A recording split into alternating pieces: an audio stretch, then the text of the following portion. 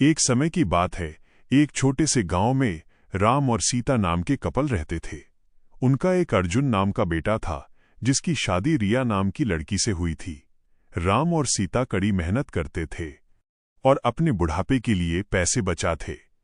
रिया बहुत लालची लड़की थी और हमेशा अपने लिए और चीजें चाहती थी। जैसे जैसे साल बीतता गया, रिया का लालच और बढ़ता गया। वह अपने पास रखे चीजों से कभी संतुष्ट नहीं रहती थी। वो हमेशा अपने सास ससुर से महंगे तोहफे मांगा करती थी और उनके बचाए हुए पैसों में से भी कुछ हिस्सा अपने लिए मांगती थी। राम और सीता बहुत ही अच्छे पेरेंट्स थे, इसलिए उसकी सारी जरूरतों को पूरा करते थे ताकि परिवार में शांति बनी रहे। वो अपने पति अर्जुन के ऊपर भी दबाव डालती थी कि वो अपने माँ बाप से पैसे और संपत्ति मांगे।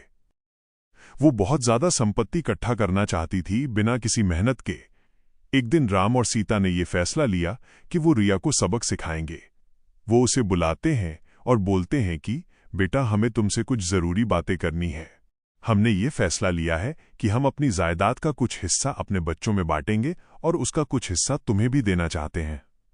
रिया खुशी से झूम उठती है क्योंकि वो हमेशा से यही चाहती थी। लेकिन राम और सीता के मन में कुछ और ही चल रहा था। उन्होंने एक पत्थरों से भरा हुआ बैग उसे दे दिया और बोला, बेटी, ये तुम्हारे हिस्से की संपत्ति है।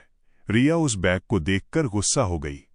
उसने उस पत्थर से भरे हुए बैग को जमीन पर फेंका और जोर से चिल्लाते हुए बोली कि मेरी मजाक उड़ाने की तुम्हारी हिम्मत कैसे हुई?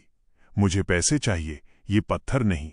राम और सीता ने शांत तरीके से उसे समझाया और बोले, रिया, सच्ची संपत्ति सिर्फ पैसे और चीजों के बारे में नहीं है। ये प्यार, दया और जो कुछ भी तुम्हारे पास है, उसके लिए आभारी होने के बारे में है। हमने हमेशा तुमसे प्यार किया है और तुम्हारी देखभाल की है, और ये पैसों से भी अधिक कीमती है। रिया को एहसास हुआ कि वो लालच में कितनी अंधी हो गई थी। उसको अपने किए गए बर्ताव के लिए पछतावा होने लगता है। उसने अपने सास और ससुर से माफी मांगी और अपने तरीके बदलने का वादा किया। उस दिन के बाद से उसमें बदलाव आया और वो एक अच्छी बहू बन गई। रिया के बदलाव की बात पूरे गांव में फैल गई और सभी ने एक बेहतर इंसान बनने के लिए उसकी प्रशंसा की। रिया अपने परिवार का ख्याल रखते हुए और उनके बीच मिले प्यार के लिए आभारी होकर हमेशा खुश रहने लगी। सच्चा धन प्यार, दया और जो हमारे पास है उसके लिए आभारी होने से आता है, न कि हमेशा और अधिक चीजों की चाह रखने से।